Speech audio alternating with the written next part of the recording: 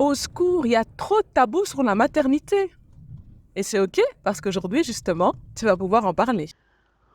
Pour moi, ce serait de dire qu'on ne va pas bien. Parce que dès lors qu'on a choisi d'avoir des enfants, quand on dit qu'on ne va pas bien, eh bien, c'est perçu comme ben, tu as choisi d'avoir des enfants, tu as choisi d'être maman, donc tu assumes. Pour moi, le plus grand tabou, c'est cette envie de meurtre qu'on a parfois. Après, on a tout de suite honte de l'avoir pensé, hein, mais cette envie de les étriper sur le coup. Euh, oui, j'avoue, c'est tabou. J'ai même honte de le dire tout haut. Mais parfois, c'est vrai que j'ai envie de les étriper. Et après, je m'en veux d'avoir pensé à ça. J'appelle ma maman qui me dit, c'est normal, au fait, ça arrive à tout le monde. Et ça me rassure, mais c'est vrai que c'est le truc dont on n'ose pas trop parler. Voilà, moi j'ai subi une césarienne et le moment qui a été le plus tabou, c'est quand on a des gaz et quand la constipation. J'ai, Ça me mettait un peu mal à l'aise d'en parler aux infirmières, mais voilà, c'était ça. Les gaz que j'ai eu trois jours après ma césarienne et le fait que je devais aller à Celle et que j'y arrivais pas et que j'ai eu l'impression d'accoucher en fait. Mais pour moi, ce qui est un peu tabou, c'est le postpartum et aussi le rapport au corps, qui l'un et l'autre sont liés. Puisque déjà, le postpartum, t'as ta petite déprime, ta chute d'hormones qui est là. Donc, difficile de voir le positif à ce moment-là, même si ton bébé t'apporte plein de bonheur.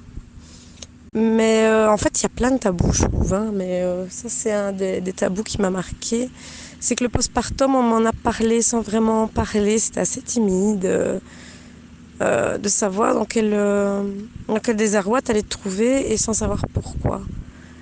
Et en parlant avec d'autres mamans, moi j'ai encore de la chance, ça a été résolu, ça s'est vite fait. Mais il y a des mamans pour qui ça peut se compter en années, le postpartum en fait. Et le rapport au corps, pourquoi je l'associe avec ça? Parce que pour moi, ça a été dur d'accepter que mon corps était complètement changé et que et que mes capacités physiques, en tout cas pour moi, parce que c'est pas le cas de toutes les mamans, mais pour moi, mes capacités physiques avaient changé.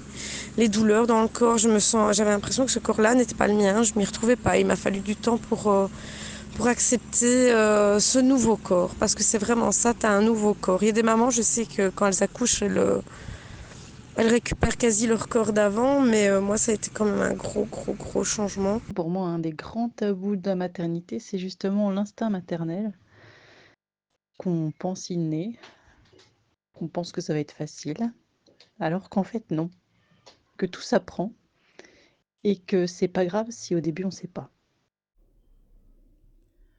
Bonjour Aurélie, bienvenue dans ce podcast sur les tabous de la maternité. Alors, avant de parler tabous, est-ce que tu peux te présenter, s'il te plaît? Bonjour, moi c'est Aurélie, j'ai 30 ans et je suis belle-maman d'une fille de 8 ans et je suis maman maintenant depuis 1 an et demi d'une petite fille qui s'appelle Lexi. Euh, Actuellement, je suis aussi en burn-out, euh, pas forcément liée, ou plutôt une combinaison liée au professionnel et au privé, mais c'est vrai que le postpartum et la grossesse et surtout l'accouchement, l'arrivée d'un petit bout de chou, ça a contribué, on va dire, à un gros changement personnel. Donc voilà. Merci. Alors aujourd'hui, donc, comme je disais, on parle de tabous. Quel est pour toi, on va déjà commencer par le plus grand, à ton avis, pour toi, des tabous liés à la maternité et que tu voudrais vraiment, sur lesquels tu voudrais t'exprimer et qui seraient peut-être intéressantes pour les mamans qui nous écoutent. Je pense que le plus gros tabou pour moi, ou plutôt celui où moi j'ai été le plus affectée, ça a été au tout début, vraiment après mon accouchement. Pour pas non plus rentrer en détail, j'ai eu un accouchement un petit peu plus compliqué. J'ai une superbe grossesse, Mais à l'accouchement, ça a pris un peu de temps. J'ai eu une déchirure aussi complète. J'ai eu beaucoup de pertes de sang et ça m'a fortement fatiguée et diminuant en énergie. Et j'ai eu du mal par après, ou plutôt les jours qui suivaient l'accouchement, j'ai eu du mal avec un petit peu la pression familiale qui voulait absolument venir à l'hôpital, voulait absolument, au final, pas me voir, ni mon compagnon, mais qui voulait absolument voir la petite. Et nous, on avait vraiment, pendant la grossesse, plusieurs fois indiqué que ça n'allait pas être le cas, qu'on voulait vraiment vivre cet instant entre nous. Euh, voilà, c'est un premier bébé, donc c'est tout nouveau. On ne sait pas non plus où on doit aller. On ne sait pas si la petite va avoir des problèmes de santé ou pas. Il y avait les premiers checks, les premières journées. Est-ce qu'elle va dormir?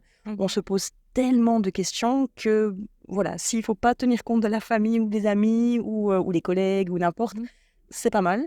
Mais nous, on a quand même eu une grosse pression déjà pendant la grossesse, où ils ont quand même essayé d'insister un petit peu, ou essayer de négocier la visite à l'hôpital.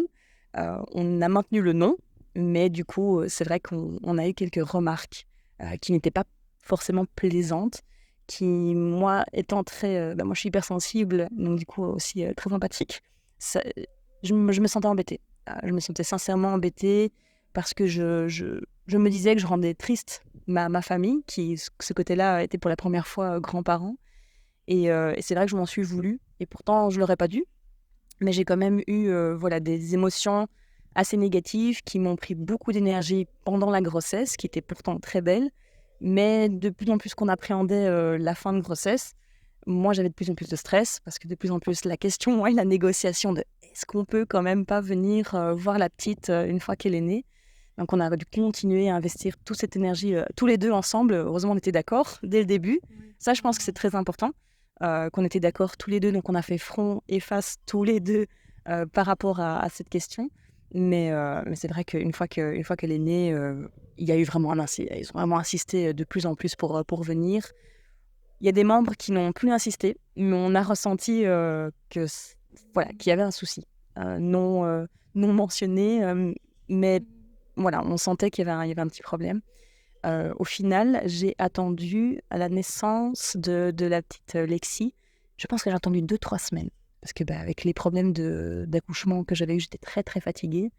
Et on a attendu 2-3 semaines avant que la famille, au final, est venue rendre visite à la petite.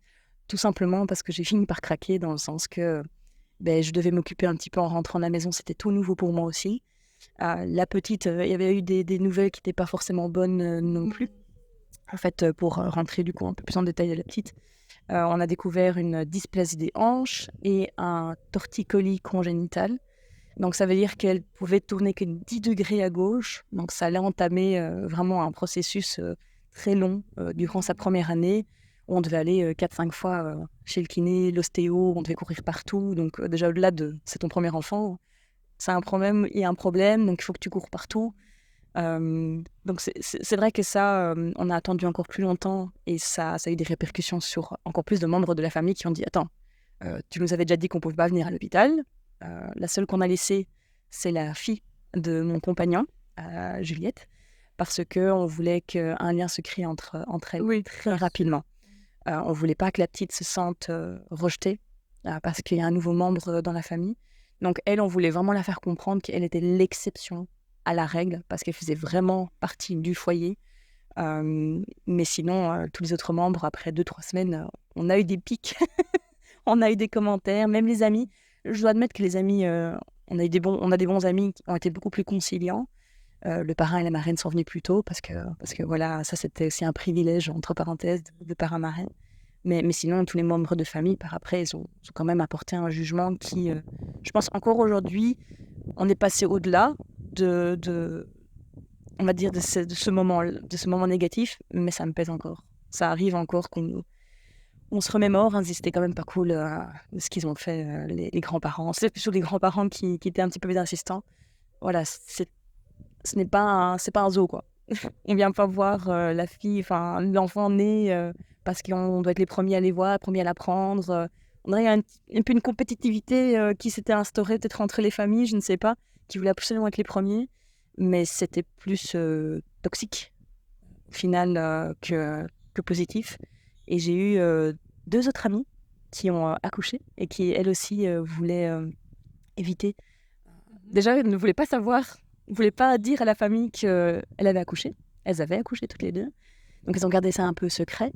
Donc, c'était une autre manière. Mais elles aussi, elles se sont pris des préjugés, des critiques très négatifs. Et heureusement qu'on était là en même temps pour en parler, parce qu'on avait vécu un peu la même chose. Mais clairement, ça nous a pesé énormément. Je sais que chez une des deux, c'était encore plus violent. Vraiment, il y a eu beaucoup plus de compétitivité aussi entre leurs familles, qui voulaient absolument venir voir la petite. Et au final, c'est pas ce qu'on a besoin. Et on n'en parle pas, parce que la famille trouve ça normal de venir voir les premiers jours l'enfant à l'hôpital. On s'en fout un peu de la maman, si elle a vécu un accouchement difficile ou pas. Bon, voilà, un petit peu un manque d'empathie qui pour moi est quand même un des tabous. On n'en parle pas souvent. Et quand on en parle, ou on mentionne, ou on démarre le sujet, on nous dit très vite oui, mais bon, allez, c'est pas tous les jours qu'un enfant naît, il faut être un peu plus conciliant, quoi. Ben non. Moi, j'avais eu un accouchement un peu plus difficile. Moi, je voulais juste dormir et être en contact peau à peau avec ma fille et mon compagnon. Donc voilà, ça pour moi, c'est un des premiers tabous qui m'a le plus pesé. Merci pour ton témoignage. Et donc tu as dit non, et est-ce que quand tu disais non, tu t'es justifié, tu as dit bah, je vais être fatiguée, c'est normal, voilà, je vais quand même avoir besoin d'un peu de temps pour récupérer, voilà, ou est-ce que tu as juste dit non? Et à ton avis, pourquoi, une deuxième sous-question, pourquoi est-ce que les mamans ont du mal justement à dire non, à mettre leurs limites? J'ai entendu beaucoup de mamans qui s'étaient contentes du Covid, accoucher au moment du Covid, parce que les visites étaient interdites. Et du coup, c'était le seul moment, et j'ai dit, mais oui, mais vous pouvez mettre vos limites. Et donc, à ton avis aussi, deuxième sous-question, pourquoi est-ce qu'on a du mal à mettre ses limites? Est-ce que c'est à cause de ces jugements, et quel impact ça a sur nous? C'est vrai que moi, j'ai accouché juste après le Covid, et j'ai encore eu cette chance où c'était un petit peu un entre-deux. Il y avait des hôpitaux qui autorisaient déjà de nouveau les visites, et d'autres qui ne le faisaient pas. La nôtre, du coup, autorisait, mais vraiment très limité. Je pense que c'était 1 par 1 ou 2 par 2. Pourquoi ne pas mettre... Oh. Au début, je ne me suis pas justifiée. Au début, j'avais beaucoup d'énergie. De nouveau, heureusement, une bonne grossesse. Donc, j'avais ce qu'il fallait pour dire non. Mais je voyais qu'avec l'insistance, je m'étais dit, si je contextualise en fonction de la personne que j'ai en face de moi, peut-être qu'elle pourra mieux comprendre. Oui. Voilà, c'est ce que je me suis dit. Et du coup, je suis arrivée dans ce cercle vicieux de me justifier en fonction de la personne que j'avais en face de moi, pour pas qu'elle le prenne mal, parce que mon but n'étant pas de blesser, mon but en fait principal était, je veux pouvoir profiter, me reposer, au cas où, s'il arrive quelque chose. Parce qu'on parle toujours de oui, la grossesse, enfin l'accouchement, il peut y avoir des risques, ce qui est vrai effectivement, mais on ne sait pas au moment même. Chaque accouchement est différent, et donc du coup, voilà, j'ai essayé de contextualiser tant les hommes, tant les femmes dans la famille, parce que c'était les deux gendres étaient dedans dans les jugements, malheureusement. Mais pourquoi c'est difficile de dire non? De base, je pense que j'arrive déjà pas à dire non facilement, je pense. C'est déjà très difficile pour moi. On voit vraiment que ça fait plaisir aux parents, à nos parents. On voit vraiment que c'est le premier, le deuxième. C'est un moment spécial au final, et je peux comprendre. C'est un moment unique. On n'a pas ça tous les jours. Chaque grossesse, chaque accouchement est différent. On a envie de le vivre avec. Je pense qu'il y a vraiment peut-être une implication de notre entourage à vouloir participer à ce moment joyeux. C'est ça aussi que j'ai essayé de me dire tout le long, que c'était pas malveillant. Parce que les remarques ou autres, c'était pas du tout malveillant, c'était bienveillant. Mais il n'y avait pas ce point de vue de... en fait, on n'essayait pas de comprendre la maman ou le papa. On veut vraiment, nous, vivre leur instant avec eux parce que ça va leur faire du bien. Donc, c'est supposé que leur intervention va être bénéfique. Tandis que non. Donc, dire non quand on sait qu'au final, c'est pas malveillant, ce que les gens en face de nous disent, je trouve ça, c'est très compliqué. Ça, c'est très compliqué. Parce que si ce serait malveillant, je pense que je peux très facilement dire non. parce que je connais l'intention de la personne, je me dis, bon, elle va pas faire d'effort ou autre, donc tant pis. Quand c'est bienveillant, c'est plus difficile. C'est mon avis, mais je pense que c'est peut-être pour ça que c'est difficile de dire non. Ouais, je pense. Merci. Et du coup, à ton avis, quelle serait la solution par rapport à ça? Alors d'abord dire non, mais après quand tu dis non, tu reçois les jugements derrière, donc il faut juste se détacher des jugements. Ouais. Mais voilà, est-ce que c'est une solution? Comment, comment est-ce que se détacher du jugement? Voilà, à ton avis. Moi, j'ai mon petit avis, mais à ton avis. Ou est-ce que tu as déjà, par rapport aux autres mamans avec qui tu as parlé, est-ce que elles ont trouvé la solution et comment ça s'est passé? Est-ce qu'il y a eu des tournures positives ou pas? Très, très bonne question.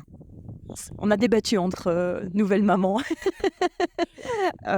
Sincèrement, moi, ce qui m'a aidé à maintenir bloc, c'est que j'ai eu une amie qui était enceinte à ce moment-là et qui avait le même état d'esprit avec son compagnon que nous.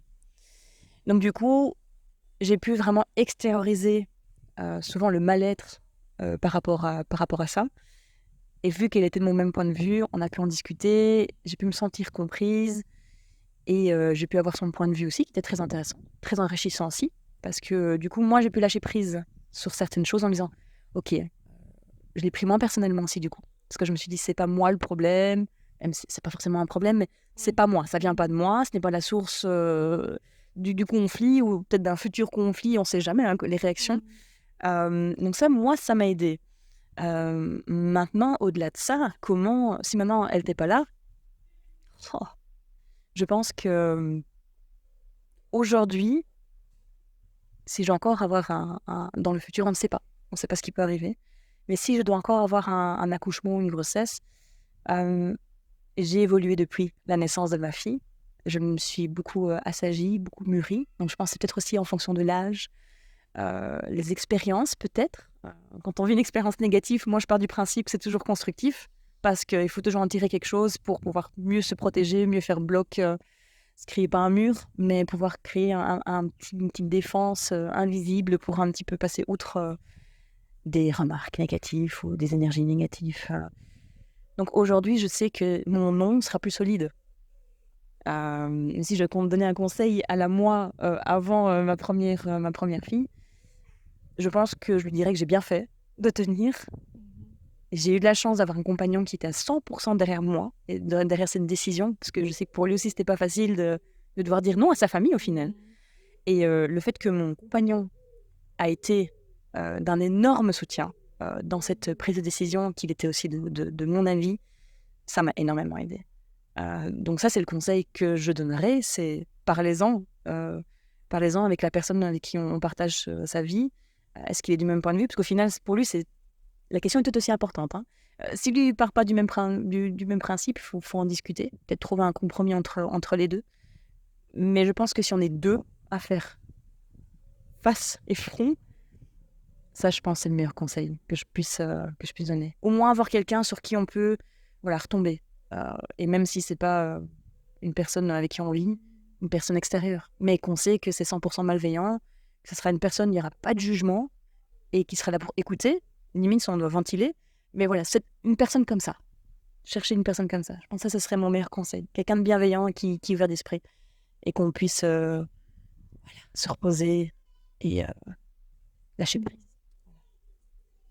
Super, merci. Oui, je pense que c'est vraiment important d'avoir du soutien, d'avoir des personnes, comme tu dis, que ce soit le compagnon à l'extérieur, qui nous comprennent et qui font face avec nous. Et au-delà de ça, je pense que ce qui est important, c'est d'apprendre le détachement, justement, du jugement. C'est quelque chose que j'ai vraiment appris dans mon parcours développement personnel. Ce qui est très difficile encore dans notre société, c'est vraiment prendre sa place, avoir de l'amour pour soi. Parce que quand tu as de l'amour pour toi, en fait, tu sais mettre tes limites, dire non et Et c'est OK, en fait, que la personne, quelle que soit la réaction de la personne, c'est OK, c'est comme ça. Elle juge, elle va critiquer, ben c'est comme ça qu'elle se sent et c'est OK. Et donc, je pense que c'est pratiquer l'amour de soi et le détachement. Et c'est un exercice très difficile. J'en conçois et je le conçois.